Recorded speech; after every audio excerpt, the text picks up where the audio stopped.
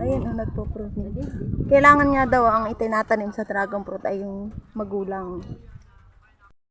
Akit tayo dito sa kanilang tree house. Tandahan ka naman. Ayun. Ang lawak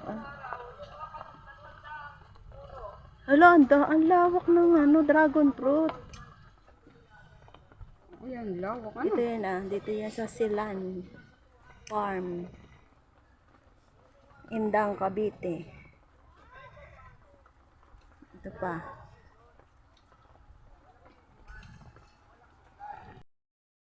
Ganito ang pag-pruning ng dragon fruit.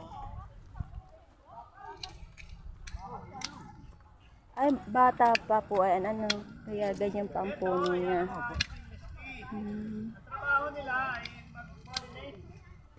Tinatanggal ang mga suwi sa ilalim. Anong purpose? Bakit inaalis? Kasi lalaglag naman po siya. Tana mo, nilagyan nila ng intercrop. Ayan. May papaya. Chicken manure. Mga organic. Ari bagong Mga pinagbungahan na. ay na mga pinakang